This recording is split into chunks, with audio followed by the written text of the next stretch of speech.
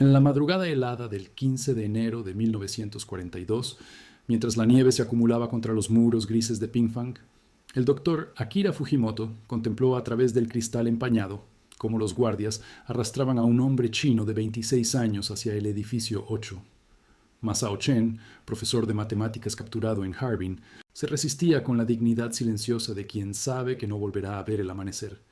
El sonido metálico de las puertas selladas herméticamente resonó por los pasillos del complejo, mientras el frío de Manchuria penetraba hasta los huesos, mezclándose con el olor antiséptico que nunca lograba ocultar el hedor subyacente a muerte. Fujimoto registró meticulosamente cada detalle en su cuaderno, convirtiéndose en el documentalista más sistemático de los experimentos humanos más atroces jamás realizados bajo jurisdicción militar en tiempos modernos. Esta es la historia de cómo un imperio transformó a médicos en monstruos y a seres humanos en maruta, troncos, negándoles incluso el reconocimiento de su humanidad. Suscríbete ahora para descubrir cómo un archivo secreto finalmente reveló la verdad que Japón y Estados Unidos intentaron enterrar durante décadas. Los copos de nieve caían suavemente sobre el complejo fortificado que los japoneses denominaban oficialmente Departamento de Prevención de Epidemias y Purificación del Agua del Ejército de Kwantung. Para los pocos lugareños que conocían su existencia, era simplemente la fábrica, un lugar del que nadie regresaba.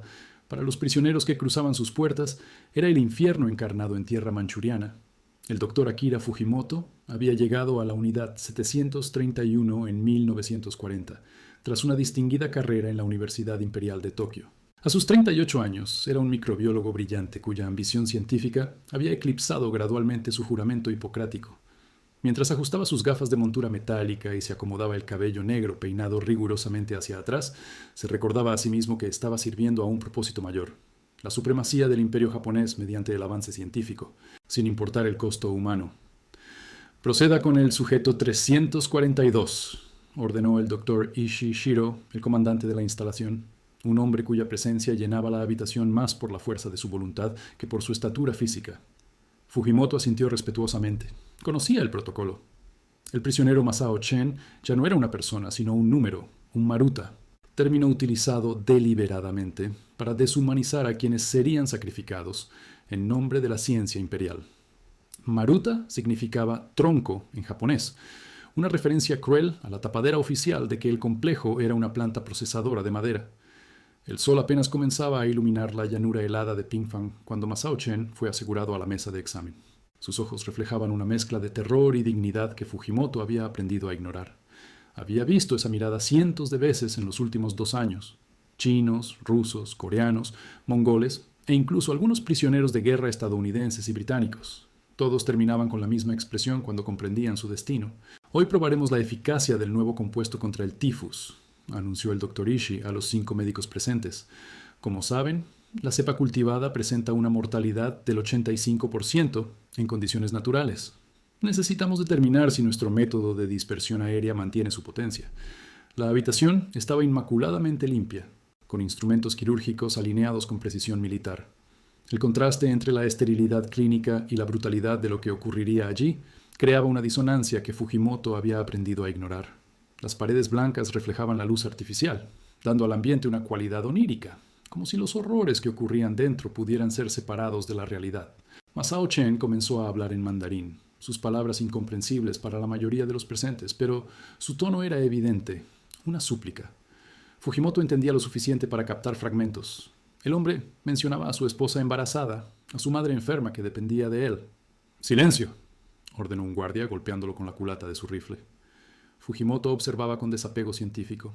Se había entrenado para ver el cuerpo humano como un sistema biológico, no como un individuo. Era necesario para el trabajo. Era necesario para Japón. Era necesario para su cordura. La mañana progresó con la eficiencia metódica que caracterizaba a la unidad 731. Masao Chen fue inyectado con el patógeno del tifus modificado. Sus signos vitales monitoreados y registrados meticulosamente. Fujimoto anotó la temperatura corporal, la frecuencia cardíaca, las pupilas dilatadas, los primeros temblores que anunciaban la progresión de la enfermedad. Todo se registraba con la precisión de un relojero. En la habitación contigua, separada por un vidrio grueso, otros 3 prisioneros esperaban su turno, inconscientes del destino que les aguardaba. Una mujer coreana de aproximadamente 20 años, un anciano chino cuya espalda curvada hablaba de décadas trabajando en los campos, y un joven soldado soviético capturado cerca de la frontera.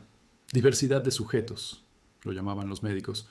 En realidad, buscaban determinar si diferentes etnias respondían de manera distinta a los patógenos. La unidad 731 no era simplemente un laboratorio.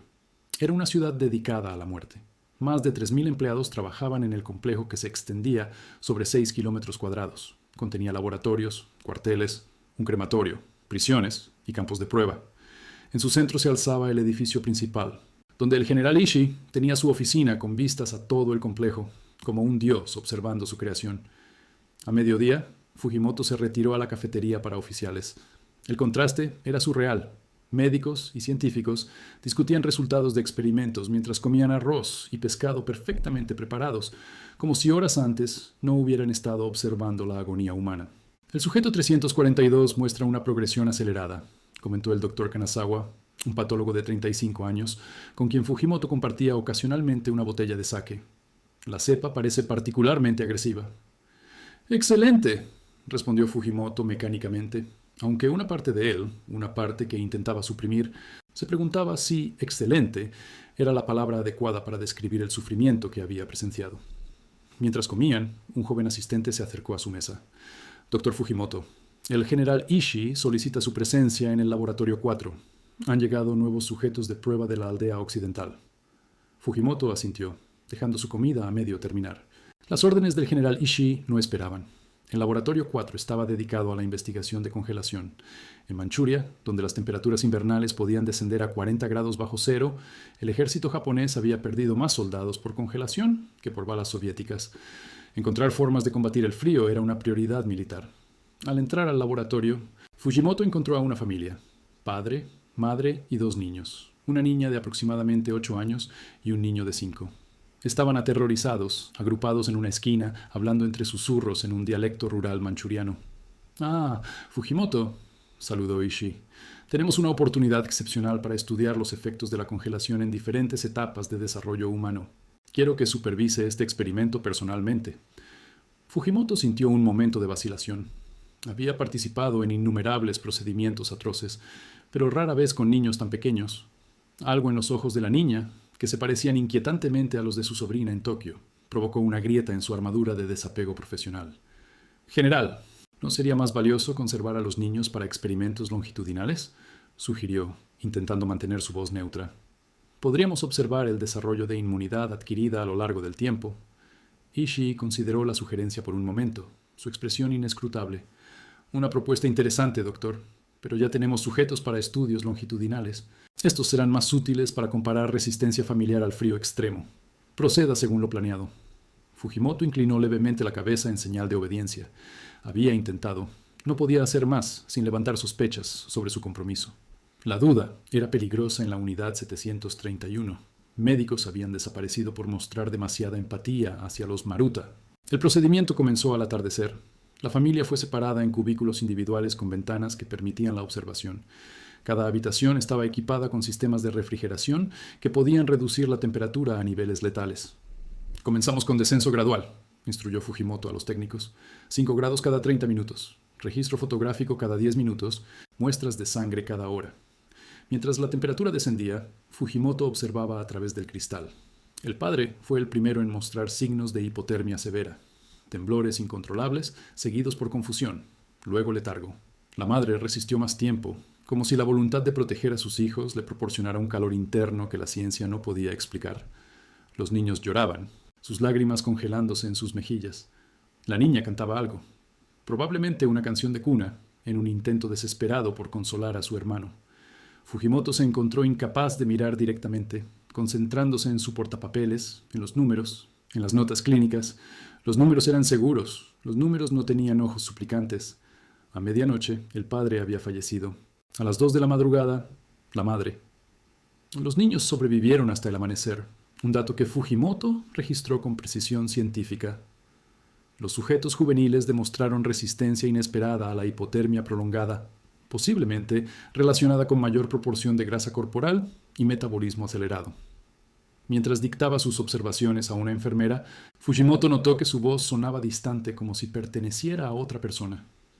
Esa noche, por primera vez desde su llegada a la unidad 731, no pudo cenar. El saque que normalmente lo ayudaba a dormir permaneció intacto junto a su cama. El complejo nunca dormía. Las luces permanecían encendidas las 24 horas. Los experimentos continuaban en ciclos interminables. La muerte era una constante, tan omnipresente como el frío de Manchuria o el sonido distante de los trenes que ocasionalmente traían nuevos marutas. La unidad 731 era eficiente en su crueldad. Nada se desperdiciaba. Los cuerpos de los sujetos experimentales eran diseccionados meticulosamente, cada órgano examinado, cada tejido analizado. Incluso en la muerte, los prisioneros seguían siendo objetos de estudio, no humanos merecedores de dignidad o respeto. A la mañana siguiente, Fujimoto fue convocado al despacho del general Ishii. La oficina era austera pero elegante, un escritorio de roble, una bandera imperial, mapas de Asia Oriental en las paredes y una vitrina con muestras de cultivos bacterianos preservados, el orgullo científico de Ishii. Dr. Fujimoto, sus informes sobre el experimento de congelación fueron excepcionalmente detallados, comenzó Ishii. Sin embargo, el Dr. Kanazawa mencionó que parecía usted dubitativo. Fujimoto mantuvo su expresión neutral, consciente de que su carrera, incluso su vida, podría depender de su respuesta. Mis disculpas si di esa impresión, general. Simplemente consideraba variables experimentales, alternativas para maximizar el valor científico de los sujetos. Ishii lo estudió con intensidad, como evaluando no solo sus palabras, sino el hombre detrás de ellas. Comprendo.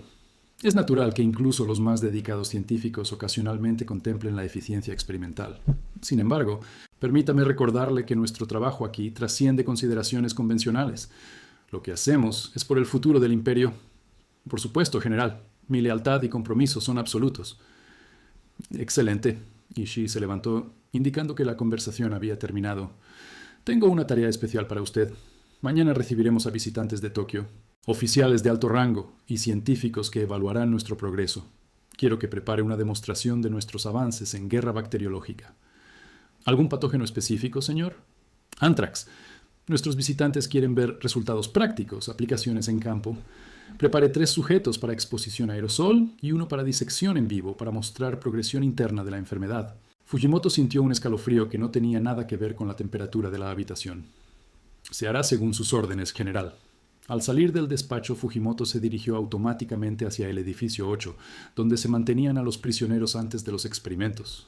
El guardia lo saludó con respeto. Necesito 4 sujetos para mañana, informó Fujimoto. Preferiblemente adultos en buena condición física. El guardia consultó su registro. Tenemos 3 hombres chinos capturados cerca de Harbin y un americano, piloto derribado la semana pasada. ¿Americano? Fujimoto frunció el ceño. No demasiado complicado. Políticas. ¿Hay alguna mujer disponible? 2, doctor. Una maestra coreana, 22 años, y una china, quizás 30, campesina. La maestra servirá. Prepárelos para mañana, 0800. Mientras caminaba hacia su laboratorio, Fujimoto observó el patio central donde algunos prisioneros realizaban trabajos forzados, cavando zanjas para nuevos edificios. Sus cuerpos demacrados, sus expresiones vacías, eran testimonio del horror sistemático de la unidad 731. No eran los experimentos agudos los que más impactaban a Fujimoto, sino la industrialización del sufrimiento, la rutina de la crueldad. En su laboratorio, Fujimoto comenzó los preparativos para la demostración del día siguiente. Cultivos de anthrax fueron verificados para confirmar su virulencia. Instrumentos quirúrgicos, esterilizados y alineados. Protocolos de exposición, revisados meticulosamente. Mientras trabajaba, su mente vagaba ocasionalmente a una vida anterior. Su pequeño apartamento en Tokio, los cerezos en flor, su prometida Yumiko escribiendo poesía junto a la ventana. ¿Qué pensaría ella si lo viera ahora? ¿Reconocería al hombre que una vez juró no hacer daño? A media tarde, Fujimoto se dirigió al comedor para oficiales. Allí encontró al Dr. Yoshimura Hisato, un cirujano especializado en vivisecciones que había llegado recientemente de Kioto. Ah, Fujimoto, saludó Yoshimura mientras se servía té verde. Escuché que preparas la demostración para mañana. Así es. Anthrax, exposición a aerosol y vivisección comparativa. Impresionante. He estado trabajando en técnicas de extirpación de órganos sin anestesia. El general Ishii cree que podría ser valioso para entrenar a médicos militares en condiciones de campo. Fujimoto asintió, tomando un sorbo de su propio té. Conversaciones como esta se habían vuelto normales, lo que quizás era lo más perturbador. ¿Sabes quiénes son los visitantes? preguntó Fujimoto. El príncipe Mikasa, según rumores, y científicos del programa biológico de Tokio. La presencia de miembros de la familia imperial confirmaba la importancia que el gobierno japonés daba a la investigación de la unidad 731. No era un proyecto marginal, ni secreto vergonzoso, sino una iniciativa respaldada al más alto nivel. Esa tarde, Fujimoto decidió caminar por los terrenos del complejo. Era algo que rara vez hacía, prefiriendo el aislamiento de su laboratorio. El frío era intenso, pero el aire limpio ofrecía un respiro del olor persistente a desinfectante y sufrimiento. Mientras caminaba cerca del perímetro, notó a una figura solitaria en la torre de vigilancia, un guardia joven que no podría tener más de 19 años. El soldado miraba hacia el horizonte, hacia las montañas distantes. ¿Qué pensaría? ¿Soñaría con regresar a su hogar? ¿O se habría acostumbrado ya a los horrores que custodiaba? De regreso en sus aposentos, Fujimoto encontró una carta de Tokio. Era de Yumiko, su tercera carta en 6 meses. Las anteriores permanecían sin abrir en un cajón. No podía leer sus palabras de amor mientras sus manos estaban manchadas, metafóricamente, con la sangre de cientos. Esta vez, sin embargo, algo lo impulsó a romper el sello. Quizás fue el experimento con los niños, o la preparación para la demostración de mañana, o simplemente el peso acumulado de 2 años en un lugar que desafiaba la moralidad humana. La caligrafía de Yumiko era tan elegante como la recordaba, cada trazo un poema en sí mismo. Mi querido Akira, los cerezos han florecido y caído desde tu partida. Las estaciones cambian, pero mi corazón permanece constante. Te espero, aunque tus cartas sean escasas y tus palabras, cuando llegan, parezcan provenir de un extraño. Fujimoto dejó la carta a medio leer. No podía continuar. La voz de Yumiko era demasiado pura para el mundo en que ahora habitaba. La devolvió al sobre y la colocó con las otras, sin abrir. Esa noche, sus sueños fueron intranquilos. Visiones de la familia en las cámaras de congelación se mezclaban con imágenes de Yumiko, esperando bajo cerezos que nunca dejaban de florecer. Se despertó sobresaltado a las 4 de la madrugada, empapado en sudor a pesar del frío. Decidió levantarse y revisar los cultivos de Anthrax una última vez antes de la demostración. El laboratorio estaba casi desierto a esa hora, habitado solo por asistentes somnolientos que monitoreaban experimentos continuos. Al entrar a la cámara refrigerada donde se almacenaban los cultivos, Fujimoto notó algo inusual. Uno de los contenedores parecía ligeramente fuera de posición. Al inspeccionarlo más de cerca, descubrió que el sello había sido manipulado. Su corazón se aceleró. Un cultivo de Anthrax expuesto podría infectar a todo el complejo. Revisó rápidamente el inventario. Todo parecía estar en su lugar, pero su instinto le decía que algo estaba mal. Después de una inspección minuciosa, encontró una discrepancia. Un vial que debería contener una cepa particularmente virulenta estaba vacío. En su lugar, había otro con un cultivo similar pero inactivado, utilizado para pruebas de vacunas. Alguien había hecho un intercambio, y lo había hecho con conocimiento suficiente para seleccionar un reemplazo que pasaría una inspección superficial. La implicación era clara: sabotaje. ¿Pero quién? ¿Y por qué precisamente antes de la demostración para los dignatarios? Fujimoto enfrentaba un dilema. Informar del sabotaje significaría una investigación intensa, posiblemente torturas a personal sospechoso. No informarlo podría resultar en una demostración fallida frente a miembros de la familia imperial, con consecuencias potencialmente fatales para él y otros responsables. Mientras consideraba sus opciones, escuchó pasos acercándose. Rápidamente cerró el refrigerador y pretendió revisar unos documentos. Era Nurse Tanaka Keiko, una de las pocas mujeres que trabajaban en la instalación. Pareció sorprendida de encontrarlo allí. «¿Doctor Fujimoto?», madrugó usted hoy. «Últimas verificaciones para la demostración», respondió, estudiando su rostro en busca de señales de nerviosismo o culpabilidad. No encontró ninguna, pero Nurse Tanaka siempre había sido difícil de leer. Por supuesto, todo debe ser perfecto para nuestros ilustres visitantes. Algo en su tono captó la atención de Fujimoto. ¿Era sarcasmo? ¿O simplemente el cansancio de una noche de trabajo? ¿Ha notado algo inusual durante su turno, Nurse Tanaka? ¿Inusual? Su expresión permaneció neutra. No, doctor. Todo ha sido rutinario. Fujimoto asintió lentamente. Bien, si me disculpa, debo continuar mis preparativos. Al quedarse solo nuevamente, Fujimoto tomó una decisión. Reemplazaría el cultivo inactivado con uno virulento de su propia reserva personal. La demostración procedería según lo planeado, pero mantendría los ojos abiertos. Alguien en la unidad 731 no era leal, y esa persona representaba un peligro para todos. A las 7 de la mañana, el complejo bullía de actividad. Personal adicional de seguridad patrullaba los terrenos. Áreas restringidas recibían limpiezas adicionales. La visita imperial era un acontecimiento sin precedentes. Fujimoto supervisó personalmente la preparación de los 4 sujetos seleccionados. Los 3 hombres serían expuestos al anthrax en una cámara especialmente diseñada que simulaba condiciones de campo de batalla. La maestra coreana sería sometida a vivisección para mostrar los efectos internos del patógeno tras la exposición. A las 9 en punto, una comitiva de automóviles negros cruzó las puertas principales.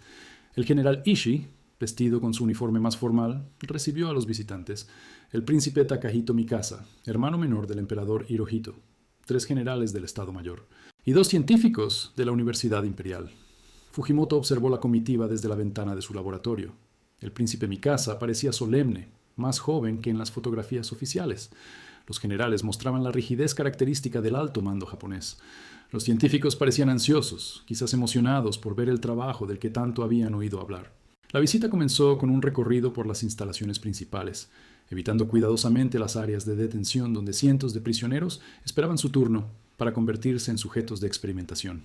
Luego, un almuerzo formal en el comedor de oficiales, transformado para la ocasión con manteles blancos y porcelana fina traída especialmente desde Harbin. A las 13 horas, la comitiva se dirigió al anfiteatro médico donde se realizaría la demostración. El espacio, modelado según las salas de enseñanza médica occidentales, tenía gradas en semicírculo que permitían una visión clara del área central. Allí, 3 cabinas transparentes contenían a los sujetos masculinos y una mesa de operaciones esperaba a la maestra coreana. Fujimoto dio un paso adelante cuando Ishii lo presentó. El doctor Fujimoto Akira, uno de nuestros microbiólogos más distinguidos, dirigirá la demostración de hoy. Fujimoto se inclinó profundamente ante el príncipe Mikasa y los demás dignatarios. Es un honor presentar nuestros avances en investigación defensiva contra amenazas biológicas, comenzó, utilizando el eufemismo estándar para lo que todos sabían era investigación ofensiva. Hoy demostraremos la eficacia del Bacillus anthracis como agente de guerra y nuestros métodos para su dispersión efectiva. La demostración procedió metódicamente. Primero, una explicación de los cultivos y métodos de producción masiva. Luego, la liberación del patógeno en las cámaras donde los 3 hombres esperaban, atados a sillas, sus ojos vendados. El anthrax en forma aerosol penetra los pulmones y comienza a multiplicarse inmediatamente, explicó Fujimoto mientras los asistentes liberaban la bacteria. Los síntomas iniciales aparecen en horas: fiebre, fatiga, dificultad respiratoria. Los dignatarios observaban con atención clínica. El príncipe Mikasa ocasionalmente hacía preguntas técnicas que revelaban conocimientos médicos sorprendentes. Uno de los generales parecía incómodo, pero mantenía su compostura profesional. A medida que los síntomas comenzaban a manifestarse en los sujetos, Fujimoto procedió a la segunda fase de la demostración.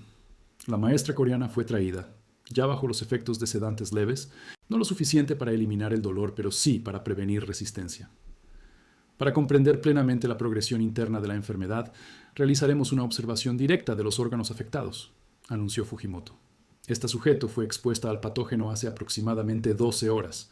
Lo que siguió fue un procedimiento que ninguna escuela médica del mundo enseñaría: la apertura quirúrgica de un ser humano consciente. Mientras Fujimoto trabajaba, explicaba cada observación con precisión científica: la coloración de los pulmones infectados, la inflamación de nodos linfáticos, la presencia de bacterias en muestras de sangre extraídas directamente del corazón aún latiente. Durante todo el procedimiento, Fujimoto mantuvo su voz firme y sus manos estables. Pero en algún lugar profundo, una parte de él registraba los sonidos ahogados de la mujer, el movimiento involuntario de sus extremidades a pesar de las restricciones, las lágrimas que se deslizaban desde sus ojos hasta la mesa de acero. La demostración concluyó después de 90 minutos. Los dignatarios aplaudieron educadamente, como si hubieran presenciado una conferencia universitaria particularmente ilustrativa, no la tortura y muerte de 4 seres humanos. Impresionante trabajo, doctor Fujimoto, comentó uno de los científicos visitantes. Sus métodos de cultivo son particularmente innovadores. Gracias, profesor, respondió Fujimoto automáticamente. Aún estamos refinando el proceso de producción masiva. El general Ishii parecía complacido. La visita había sido un éxito. El apoyo a la unidad 731 continuaría, quizás aumentaría. Mientras los visitantes se preparaban para partir, Fujimoto notó algo peculiar. El príncipe Mikasa, momentáneamente separado de su séquito, miraba fijamente hacia la mesa de operaciones, donde asistentes limpiaban los restos del procedimiento. Su expresión era indescifrable, pero por un instante, Fujimoto creyó ver algo que parecía remordimiento, quizás incluso horror. El momento pasó rápidamente. El príncipe recuperó su máscara de impasibilidad imperial y se unió a los demás para la ceremonia de despedida. Esa noche, después que los visitantes habían partido, se organizó una pequeña celebración para el personal superior de la unidad. Sake fluyó libremente. El general Ishii, normalmente austero, parecía relajado, casi jovial. El príncipe quedó muy impresionado, anunció. Mencionó específicamente la precisión de nuestras técnicas y la dedicación de nuestro personal. Podemos esperar un aumento en nuestro presupuesto para el próximo trimestre. Los oficiales y médicos reunidos aplaudieron.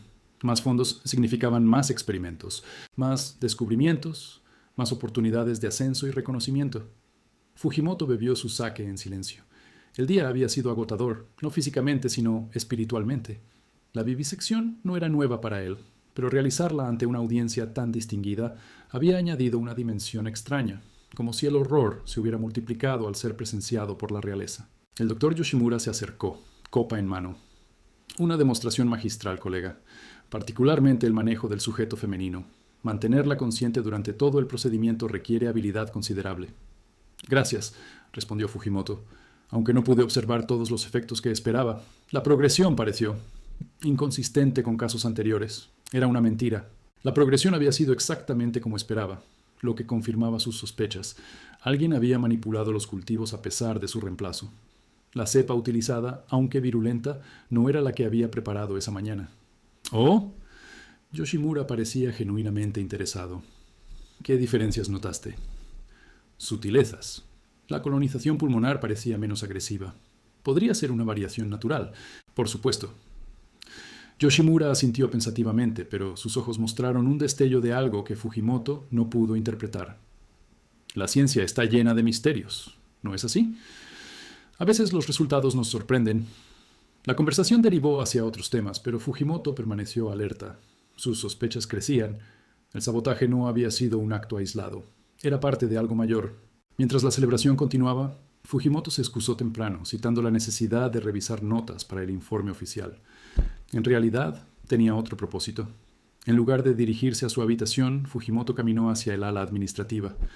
A esa hora, los pasillos estaban prácticamente desiertos, con solo guardias ocasionales que lo saludaban respetuosamente. Su rango le permitía moverse con relativa libertad por el complejo. La oficina de registros estaba cerrada, pero no vigilada. Utilizando una llave maestra que había tomado prestada meses atrás, Fujimoto entró silenciosamente. La habitación contenía estanterías con expedientes meticulosamente organizados, registros de personal, inventarios de suministros, documentación de experimentos y lo que buscaba, las asignaciones de cuartos y horarios de trabajo. Trabajando rápidamente a la luz tenue de una linterna pequeña, Fujimoto revisó los registros de los últimos meses. Buscaba patrones, coincidencias, cualquier indicio de quién podría tener tanto el acceso como la motivación para sabotear los experimentos. Después de 20 minutos de búsqueda, encontró algo, un patrón sutil de cambios de turno. La nurse Tanaka y el doctor Yoshimura habían solicitado independientemente múltiples cambios que coincidían con incidentes anteriores, que Fujimoto ahora sospechaba podrían haber sido sabotaje. Cultivos contaminados, muestras perdidas, resultados inconsistentes. También notó algo más. El doctor Yoshimura había trabajado brevemente en el Hospital Internacional de Shanghái antes de unirse a la Unidad 731, un detalle ausente de su biografía oficial. El hospital era conocido por tener personal occidental. ¿Podría haber establecido contactos allí? ¿Contactos que ahora lo utilizaban como informante o saboteador? Mientras contemplaba estas posibilidades, un sonido en el pasillo lo alertó. Pasos aproximándose. Rápidamente, Fujimoto apagó su linterna y se ocultó detrás de un archivador. La puerta se abrió. Una figura entró sigilosamente, repitiendo casi exactamente las acciones que Fujimoto acababa de realizar. Era la nurse Tanaka. También ella estaba buscando algo en los archivos. Fujimoto permaneció inmóvil, apenas respirando. La enfermera trabajaba metódicamente, revisando documentos a la luz de su propia linterna. Después de varios minutos, pareció encontrar lo que buscaba. Extrajo un expediente, sacó varios documentos, los reemplazó con otros y volvió a colocar el expediente en su lugar. Cuando se giró para salir, Fujimoto habló. «Buenas noches, nurse Tanaka». La mujer se congeló, su linterna iluminando directamente el rostro de Fujimoto. «Doctor Fujimoto». Su voz era sorprendentemente firme. No esperaba encontrarlo aquí. Evidentemente, Fujimoto salió de las sombras. ¿Qué está buscando a estas horas? Podría preguntarle lo mismo, doctor. Se observaron mutuamente en la penumbra, dos figuras atrapadas en un juego peligroso. Los cultivos fueron alterados. dijo finalmente Fujimoto. Para la demostración de hoy, alguien los cambió. Tanaka no respondió inmediatamente. Cuando lo hizo, su voz era casi inaudible. ¿Y si así fuera? Sería traición, sabotaje contra el esfuerzo de guerra imperial. ¿Y qué es lo que hacemos aquí, doctor? ¿Cómo llamaría a los experimentos que realizamos? ¿Gloria imperial? ¿Avance científico? ¿O la barbarie más absoluta disfrazada de medicina? Las palabras colgaron en el aire entre ellos, peligrosas, incriminatorias, verdaderas. Tenga cuidado, Nurse Tanaka. Ese tipo de comentarios podría considerarse sedición. Lo sé, respondió simplemente. Como sé que usted no me delatará. ¿Por qué está tan segura? Porque si quisiera hacerlo, ya habría informado del sabotaje esta mañana. Fujimoto sintió como si el suelo bajo sus pies se hubiera transformado en arena movediza. ¿Quién más está involucrado? ¿Yoshimura? Tanaka mantuvo su expresión neutral, pero algo en sus ojos confirmó la sospecha de Fujimoto. Doctor Fujimoto, todos elegimos nuestros caminos, algunos por ambición, otros por miedo, otros por un falso sentido del deber. Pero eventualmente la conciencia habla, incluso aquí, incluso ahora. ¿Es usted una espía? ¿Para los chinos? ¿Los americanos? Soy una enfermera japonesa que recuerda su juramento de no hacer daño, respondió. Nada más, nada menos. Se miraron largamente. Fujimoto podría arrestarla en ese momento. Podría llamar a los guardias. Podría asegurar su propia posición denunciando una conspiración. En lugar de eso, dijo, los niños, en el experimento de congelación, ¿murieron realmente? Una pregunta que no sabía que necesitaba hacer hasta que las palabras salieron de su boca. Tanaka lo observó cuidadosamente. Oficialmente sí. ¿Y extraoficialmente? Algunos experimentos fallan, doctor. Algunos sujetos desaparecen durante el transporte. Algunas cifras en los registros no coinciden exactamente con la realidad. Pequeñas discrepancias que nadie cuestiona en un lugar donde la muerte es la moneda corriente. La implicación era clara. Una red dentro de la unidad 731 no solo saboteaba experimentos, sino que ocasionalmente salvaba prisioneros. ¿Qué quiere de mí?, preguntó finalmente Fujimoto. Nada que no quiera dar libremente, respondió Tanaka. Solo recuerde que incluso en la oscuridad más absoluta existe la elección. Sin otra palabra, la enfermera salió de la oficina, dejando a Fujimoto solo con pensamientos que nunca se había permitido considerar completamente. Durante las semanas siguientes, Fujimoto observó no solo los experimentos, no solo los resultados científicos, sino a las personas. Veía ahora lo que antes había ignorado deliberadamente, las pequeñas resistencias, los actos minúsculos de humanidad en un lugar diseñado para erradicarla. La cocinera que ocasionalmente añadía raciones extra para los prisioneros. El guardia que miraba en otra dirección cuando un prisionero rezaba. El técnico que administraba sedantes adicionales antes de procedimientos particularmente dolorosos. Y comenzó a notar los patrones. Ciertos experimentos que sistemáticamente producían resultados deficientes. Ciertos prisioneros que fallecían durante la noche antes de procedimientos programados. Sus cuerpos cremados antes que cualquiera pudiera examinarlos. Registros alterados sutilmente, nunca lo suficiente para despertar sospechas, pero consistentemente para sabotear el trabajo de la unidad 731. Yoshimura y Tanaka eran parte de esto, ciertamente, pero había otros. ¿Cuántos? Imposible saberlo. En un lugar donde la maldad era política oficial, la decencia debía ocultarse. En julio de 1942, 6 meses después de la visita imperial, Fujimoto tomó una decisión. No fue un momento dramático, no hubo epifanía repentina. Simplemente, una mañana mientras observaba a través del microscopio cultivos de peste bubónica destinados a pruebas en aldeas chinas, algo en él finalmente se quebró. Ese día, en su informe oficial, indicó que los cultivos mostraban virulencia reducida y recomendó retrasar las pruebas de campo. Era una pequeña mentira, apenas significativa en el océano de horror que era la unidad 731, pero representaba algo monumental, su primer acto consciente contra la maquinaria de la que formaba parte. Esa noche, encontró un pequeño sobre en su habitación. Dentro, una simple nota. Las puertas este del almacén, 6:2300 horas. A la hora indicada, Fujimoto se dirigió discretamente al lugar. El almacén 6 contenía suministros médicos y estaba relativamente aislado en el perímetro este del complejo. Allí encontró a Yoshimura esperándolo. Sabía que eventualmente tomaría una decisión, dijo el cirujano sin preámbulos. La pregunta es, ¿qué decisión ha tomado? Aún no estoy seguro, respondió Fujimoto con honestidad. Solo sé que no puedo continuar como hasta ahora. Yoshimura asintió, como si la respuesta confirmara algo que ya sabía. Hay una red, pequeña, discreta, dispersa. No todos conocen a todos los miembros. Seguridad compartimentada. Algunos sabotean, otros documentan, otros ayudan a prisioneros a escapar cuando es posible. ¿Cuánto tiempo? Desde el principio. Siempre ha habido resistencia, incluso aquí, especialmente aquí. ¿Por qué me lo dicen ahora? Porque ha demostrado que aún tiene conciencia, doctor Fujimoto, y porque necesitamos a alguien con su acceso y conocimientos. Fujimoto guardó silencio, considerando las implicaciones. Unirse a esta resistencia significaría traición a su país en tiempos de guerra. Significaría poner su vida en riesgo constantemente. Significaría vivir una mentira cada minuto de cada día. Pero ¿no era ya una mentira? ¿No había traicionado ya algo más fundamental que la lealtad nacional, su propia humanidad? ¿Qué quieren que haga?, preguntó finalmente. Por ahora, solo 3 cosas: observar, recordar y, cuando sea posible, introducir pequeñas ineficiencias en su trabajo. Nada obvio, nada que genere sospechas. ¿Y a largo plazo? A largo plazo, doctor Fujimoto, todos queremos lo mismo: justicia. Para los que han sufrido aquí, para los que han muerto aquí, justicia significa que el mundo sepa lo que ocurrió en Pingfang. Si perdemos la guerra, seremos juzgados como criminales, observó Fujimoto. Si ganamos, seremos héroes. No, corrigió Yoshimura. Si ganamos, la verdad será enterrada más profundamente. Los experimentos continuarán, quizás a escala mayor. El horror se expandirá. Fujimoto no podía refutar esta lógica.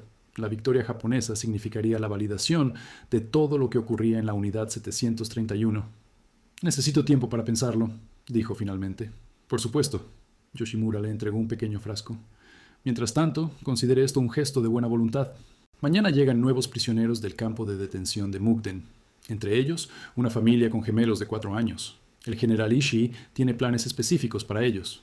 Esto, señaló el frasco, inducirá síntomas de escarlatina. No letal, pero suficiente para que los niños sean considerados inadecuados para experimentación inmediata. Les comprará tiempo. Fujimoto tomó el frasco, sintiendo su peso tanto físico como moral. ¿Cómo sé que puedo confiar en usted?, Yoshimura sonrió tristemente. No lo sabe, como yo no sé si puedo confiar en usted. En este lugar, la confianza es un lujo que ninguno podemos permitirnos plenamente. Solo podemos juzgar por las acciones. Con eso, el cirujano desapareció en la oscuridad, dejando a Fujimoto contemplando el frasco en su mano y las decisiones que enfrentaba. La siguiente mañana, durante la inspección médica inicial de los nuevos prisioneros, Fujimoto administró discretamente el contenido del frasco a los gemelos. Horas después, cuando comenzaron a mostrar síntomas, ordenó su aislamiento médico lejos del área principal de experimentación. Fue un acto pequeño, quizás insignificante considerando los cientos que no podría salvar, pero mientras observaba a los niños ser llevados al área de cuarentena en lugar del laboratorio, sintió algo que había creído muerto dentro de él: esperanza. Durante los siguientes meses, Fujimoto se convirtió en parte de la red clandestina dentro de la unidad 731. Nunca conoció a todos los miembros, nunca comprendió completamente su alcance, pero gradualmente entendió que era más extensa de lo que había imaginado. Incluía no solo médicos y enfermeras, sino también guardias, personal administrativo, incluso algunos oficiales de bajo rango. Su contribución principal era científica: pequeños ajustes en cultivos, ligeras alteraciones en protocolos experimentales, ocasionales errores en la documentación. Nada suficientemente grave para despertar sospechas, pero suficiente para socavar la eficacia de la investigación en armas biológicas. También comenzó a documentar meticulosamente todo lo que veía, no en registros oficiales, sino en un diario codificado que mantenía oculto bajo una tabla suelta en su habitación. Nombres, fechas, procedimientos, víctimas, un registro completo de atrocidades que algún día, esperaba, serviría como evidencia. En octubre de 1942, el Dr. Masashi Kitano reemplazó a Ishii como comandante oficial de la unidad 731, aunque Ishii mantuvo considerable influencia desde Tokio. El cambio de liderazgo trajo un escrutinio renovado sobre todas las operaciones. Yoshimura fue trasladado repentinamente a una instalación satélite en Changchun. Nadie explicó la razón, pero los rumores sugerían que había despertado sospechas. Tanaka permaneció, continuando su trabajo con la misma eficiencia discreta de siempre. A finales de 1944, con Japón claramente perdiendo la guerra, la actividad en Pingfang se intensificó paradójicamente.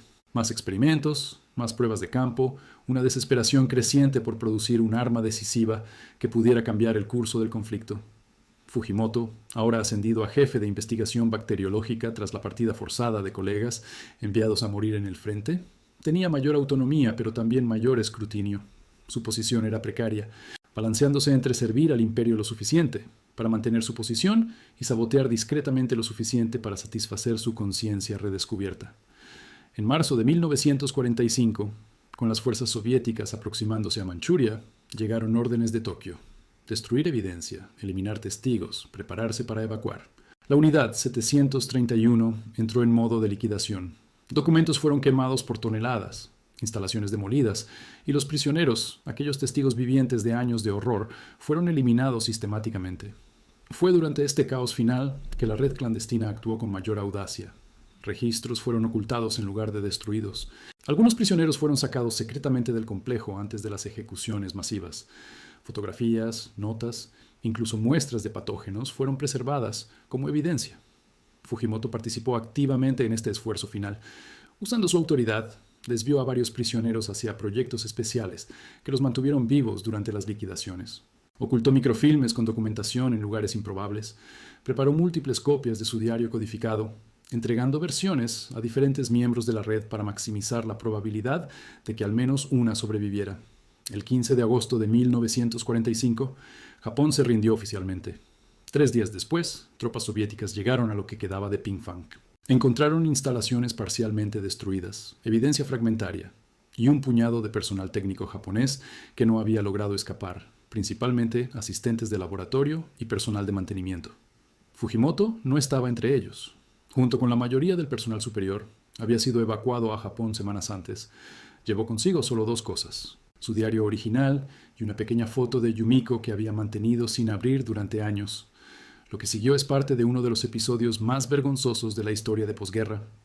Estados Unidos, reconociendo el valor potencial de la investigación realizada en la Unidad 731, ofreció inmunidad a los científicos a cambio de sus datos. No habría juicios por crímenes de guerra para Ishii, Kitano o cualquiera de los investigadores principales, incluido Fujimoto, si cooperaban plenamente. El dilema era atroz. Aceptar la inmunidad significaba que las atrocidades quedarían sin castigo oficial. Rechazarla significaba perder la oportunidad de revelar la verdad. Fujimoto, como muchos otros, aceptó el trato.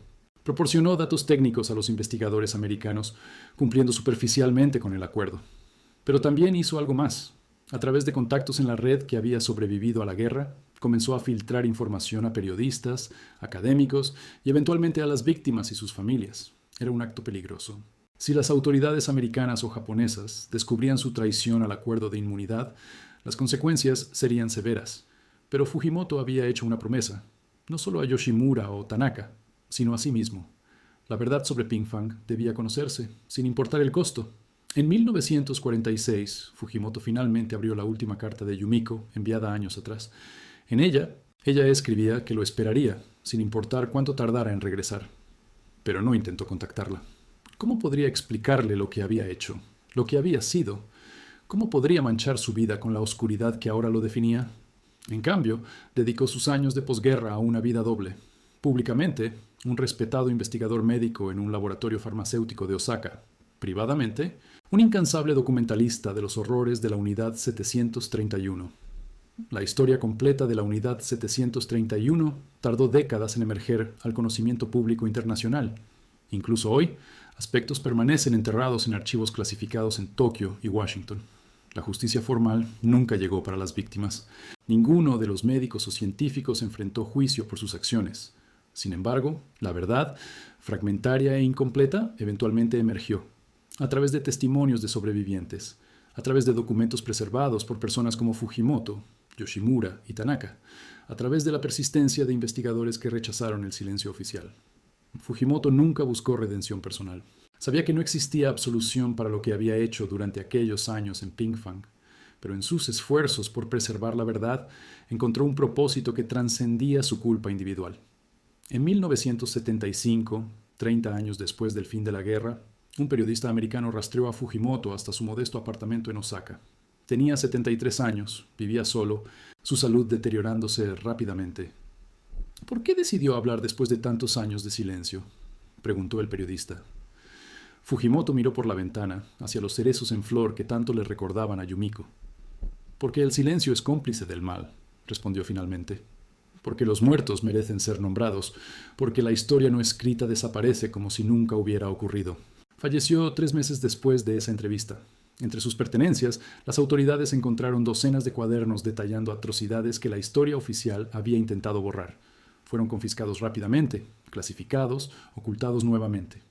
Pero copias ya circulaban en manos de periodistas, historiadores y, más importante, sobrevivientes y familiares de víctimas. La verdad, aunque fragmentada e imperfecta, había escapado finalmente de las sombras de Pinkfong. En 2018, un archivo parcial de documentos relacionados con la unidad 731 fue finalmente desclasificado por el gobierno japonés. Entre ellos, había un informe escrito por el príncipe Mikasa después de su visita en 1942, donde expresaba horror por lo que había presenciado y cuestionaba la moralidad de tales experimentos, incluso en tiempos de guerra. El documento describía con detalle perturbador cómo el príncipe había vomitado en privado después de presenciar la vivisección y cómo había pasado noches enteras sin dormir, atormentado por los gritos que resonaban en su memoria. El informe nunca fue considerado por las autoridades imperiales. Se guardó en un archivo clasificado donde permaneció durante 76 años, un secreto de Estado protegido por sucesivos gobiernos. Pero su existencia confirmaba algo que Fujimoto había sospechado ese día al observar la expresión fugaz del príncipe. Incluso en los momentos más oscuros, la conciencia humana persistía, frágil pero presente. Mientras tanto, en Harbin, China, un museo dedicado a las atrocidades de la Unidad 731 fue construido en 1982 sobre las ruinas del complejo original. Cada año, decenas de miles de visitantes caminan por pasillos que una vez albergaron sufrimiento indecible. Las vitrinas contienen instrumentos quirúrgicos recuperados, fotografías rescatadas de la destrucción y diarios de víctimas que nunca llegaron a enviarlos. En una sala circular central, 5.274 nombres conocidos de víctimas están inscritos en paneles de mármol negro. Junto a ellos, espacios en blanco representan a los miles de anónimos cuya identidad nunca se recuperó. Wang Xuan, una sobreviviente de los ataques con armas biológicas desarrolladas en Pinkfong, dedicó 50 años de su vida a documentar los efectos transgeneracionales en las aldeas afectadas. Hasta su muerte en 2010, catalogó malformaciones congénitas, enfermedades crónicas y suelos contaminados que continuaban cobrando víctimas décadas después. Su testimonio ante tribunales japoneses fue sistemáticamente desestimado por falta de pruebas concluyentes. El Dr. Ishii Shiro, comandante de la Unidad 731, vivió confortablemente en Tokio hasta su muerte por cáncer de garganta en 1959. Nunca enfrentó cargos. Estableció una próspera clínica privada y ocasionalmente asesoraba al gobierno japonés en asuntos médicos. Sus vecinos lo describían como un anciano amable que regalaba caramelos a los niños del barrio. Murió sin expresar remordimiento público. La nurse Tanaka, cuyo nombre completo era Tanaka Keiko, desapareció después de la guerra. Registros soviéticos desclasificados en 2005 revelaron que había sido capturada por tropas rusas mientras intentaba ayudar a un grupo de prisioneros a escapar durante la evacuación final. Fue ejecutada en un campo de prisioneros cerca de Vladivostok en octubre de 1945. Sus últimas palabras registradas fueron: «Hice lo que pude, no fue suficiente». El doctor Yoshimura Hisato logró regresar a Japón y trabajó anónimamente como médico rural en Hokkaido hasta 1967. En su lecho de muerte, entregó a un periodista local una caja con documentos detallando experimentos específicos de la Unidad 731. El periódico local se negó a publicarlos. El reportaje apareció finalmente en 1975 en una revista médica internacional, provocando indignación global pero ninguna acción legal. Masao Chen, el profesor de matemáticas cuyo sufrimiento abrió nuestra narrativa, no dejó rastro en los registros oficiales de la Unidad 731. Sin embargo, durante las excavaciones arqueológicas de 2008 en el perímetro del complejo, se encontró un anillo de bodas con la inscripción «Para Masao, eternamente tuya, Lin», enterrado junto a restos humanos parciales. La familia Chen de Harbin identificó el anillo como perteneciente a su abuelo desaparecido. Fue el primer objeto personal devuelto a una familia de víctimas. La historia de la Unidad 731 sigue siendo uno de los capítulos más perturbadores de la Segunda Guerra Mundial. Un recordatorio de cómo la ciencia sin ética puede convertirse en el instrumento más terrible de deshumanización. Pero también contiene en sus márgenes historias de resistencia silenciosa, de personas que mantuvieron su humanidad incluso cuando todo a su alrededor incentivaba a abandonarla. En las relaciones diplomáticas entre Japón y China, la sombra de Pinkfong persiste. mientras libros de texto japoneses dedican párrafos breves al tema, calificándolo como investigación médica controversial. Las escuelas chinas incluyen visitas obligatorias al Museo de Harbin. Cada aniversario de la rendición japonesa, sobrevivientes y descendientes realizan ceremonias conmemorativas donde se leen los nombres conocidos de víctimas, un proceso que toma más de 7 horas. Akira Fujimoto fue simultáneamente perpetrador y testigo, cómplice y denunciante. Su diario completo fue finalmente publicado en 2020 por una editorial independiente, 98 años después de su nacimiento y 45 después de su muerte. En sus páginas finales escribió: "No busco perdón, pues no lo merezco. Solo busco que la verdad sobreviva a quienes intentaron enterrarla. Cada nombre que recordamos es una victoria pequeña contra el olvido sistemático. Cada detalle preservado es un acto de resistencia contra quienes quisieron borrar no solo vidas, sino también su memoria. Su historia no ofrece redención fácil ni moraleja simple, solo la compleja verdad de que incluso en los abismos más profundos de crueldad institucionalizada, la elección individual permanece, difícil y comprometida, pero siempre presente. Los fantasmas de Pingfang, los miles que murieron en mesas quirúrgicas, en cámaras de gas, en campos de prueba, en tanques de congelación, no recibieron justicia formal, pero a través de los esfuerzos de aquellos que se negaron a permitir que sus sufrimientos fueran borrados de la historia, al menos recibieron algo cercano a reconocimiento. Sus nombres, cuando se conocen, son pronunciados anualmente en ceremonias en China, Corea y Rusia. Un cerezo plantado en 1980 cerca del Museo de Harbin florece cada primavera sobre tierra que una vez estuvo impregnada de sufrimiento, sus pétalos cayendo como lágrimas rosadas sobre el monumento a las víctimas. En el aniversario 75 de la rendición japonesa, una anciana de 92 años visitó el museo. Era Yumiko, la prometida que Fujimoto nunca contactó después de la guerra. Al enterarse de la publicación de su diario, había viajado desde Japón para leer los nombres en el muro conmemorativo. Cuando un periodista le preguntó por qué había venido, respondió simplemente: para decirles que alguien los recuerda, que alguien sabe que existieron, que sus vidas importaron. Y quizás ese reconocimiento, ese negarse a olvidar, sea la única forma de justicia que podemos ofrecer a quienes la historia intentó reducir a notas al pie, a estadísticas, a marutas sin nombre. Porque al final, el arma más poderosa contra la deshumanización sistemática no es la venganza ni los tribunales, sino la persistente determinación de restaurar la humanidad a quienes fueron despojados de ella, de transformar números en nombres, de convertir estadísticas en historias que nos negamos a olvidar.